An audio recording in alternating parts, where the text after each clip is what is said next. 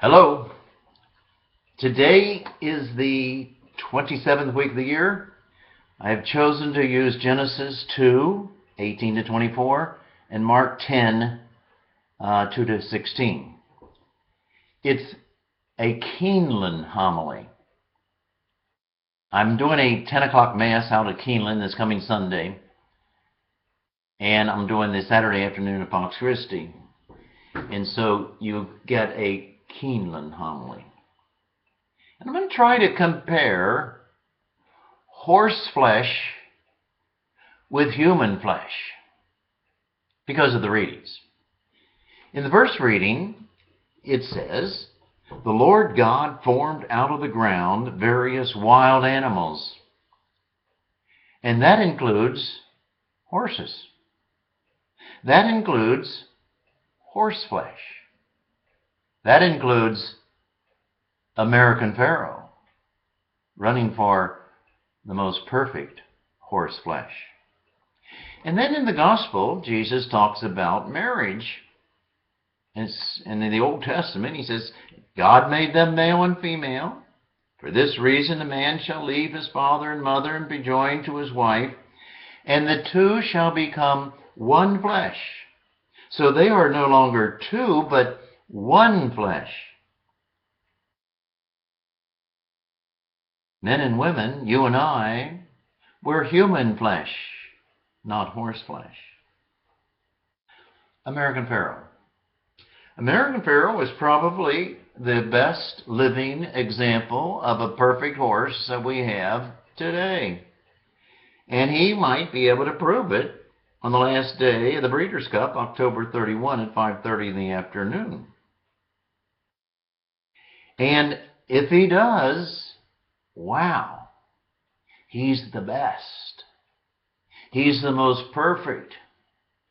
In a sense, he's what all horses, racehorses, ought to try to be. Well, haven't had one of those Triple Crown winners in 37 years, and then do the Classic and the Breeders' Cup too. Is the ideal. But what if he doesn't win on October 31? What if he comes in third? Well, we still ought to rejoice with such great a horse. The first Triple Crown in 37 years. And so we don't just condemn him, but we celebrate how well he has done. Horseflesh, American Pharaoh. Now let's look at a man and a woman, a male and a female, human flesh, and as Christ is talking about marriage.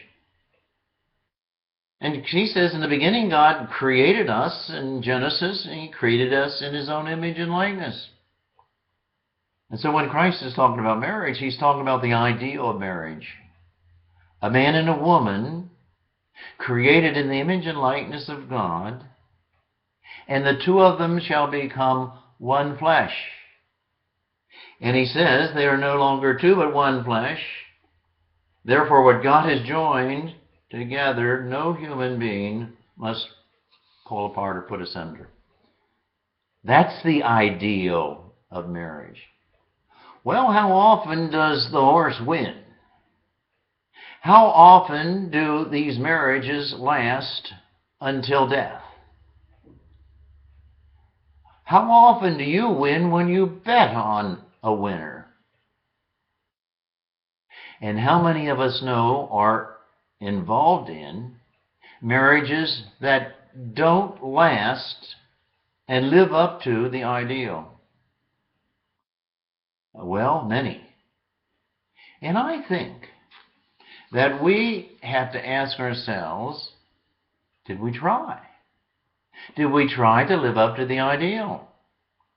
And then go from there. Not to have American Pharaoh lose this classic race and then totally condemn him, but celebrate all the good. That marriages that stayed together for years and years and then finally didn't work out for some reason, that we just totally condemn them? I don't think so. I think Jesus Christ gives us many ideals, and marriage is one of them. Go sell all you have, give the poor, come follow me. Forgive your brother, your sister, not 7 times, Peter, but 77 times. Christ always gives the ideal, and so he does too in marriage. Well, I think we ought to be more accepting, more forgiving, and not condemn everybody all the time if they don't live up to the ideal. It applies to horses. I think it should apply to humans as well. I think our attitude might be better spent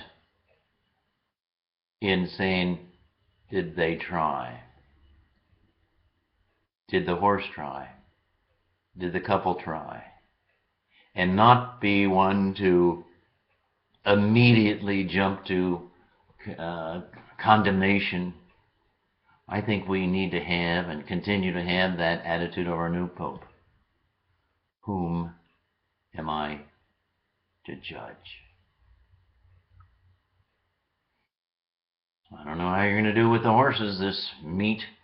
I don't know how you do with judging people this season. But I love to preach the ideal, and I plead that we are not happy to jump and judge. I like that attitude of the Pope. Whom am I to judge? Have a good day.